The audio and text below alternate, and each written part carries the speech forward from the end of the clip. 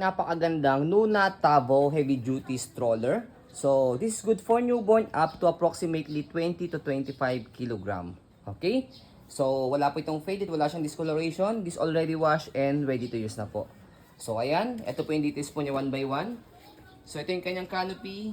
Ayan. And then, peekaboo. Magnetic na siya. Ito yung design ng loob ng kanyang peekaboo. And then, may extension canopy siya. Ayan. Okay.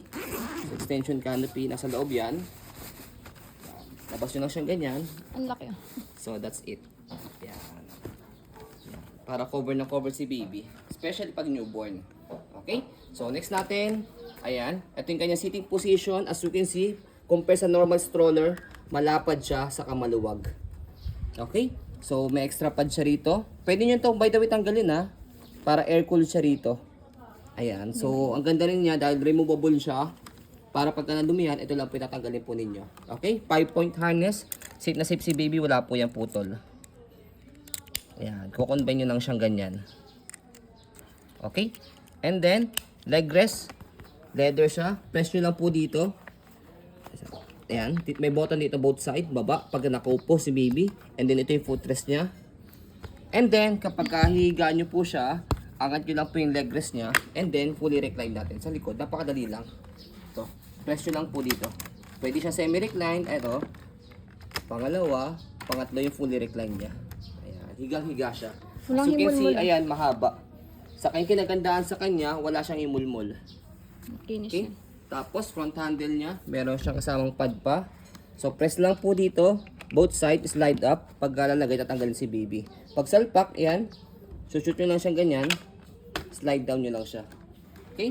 And then, yung gulong niya, big wheels na yung gulong niya sa harapan, pati sa likod.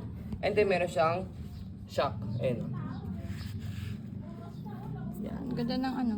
Actually, dito kasi ang gasgas ng mga gantong stroller. Pero ito wala. Makinis siya. Kaya as a maselang seller, pasadong-pasado Makinis. po ito sa mga masasela mga buyers. Ayan. Yan yung body frame niya, makinis pa siya. Glossy type. Ayan. Okay. Tapos big wheels na yung likod niya. Tapos sa likod, sa pag-adjust po nito, pag iuupo nyo po siya, wala na kayo mapipindutin, angat nyo lang siyang ganyan. Okay? So, ayan yung kanyang likuran. Meron din siya shock, absorber, and then, stopper. Isang pindot na lang dito, isang tapak lang dyan. Okay? And then go. May nilagay ito. Sinasabi. Yan. Ang kinagandaan pa sa kanya, yung basket niyang malaki. Marami kayong pwedeng mailagay. Tapos meron pa extra pocket dito. Ayan. Okay? Ganda rin ang gulong niya. Ayan. Sorry sa maingay. Kabilang side ng body frame. Ayan. Okay. Tapos pakita natin yung handle niya, which is leather na siya. Wala siyang tear. Adjustable pa siya. So, slide up nyo lang po ito to adjust. Okay? So, jackpot ang makakuha po nito. To be honest lang, sa condition niya, pristine pa. Ayan. Ang laki ng difference from the brand new price. And then, ayan. So, stroll natin to make it sure na wala siyang problem sa kanya mechanism. Ayan, smooth. Ayan, okay? Heavy duty po ito kaya recommended po namin po ito up to 20 to 25 kilogram. So sa pag-fold po sa kanya, fold lang yung canopy. Yan, tapos baba lang natin yung handle niya. And then, slide and press and then fold Easy sa lang pala siya i-fold. Ganun lang, di ba? So kapag ilalagay niyo siya po sa sasakyan, papatong niyo lang siyang ganyan. And then, ang kinaganda pa sa kanya, yung wheels niya, napakadali lang siyang tanggalin. Press lang dito and then slide. Ganun lang. Nalilis na rin naman yung gulong niyan.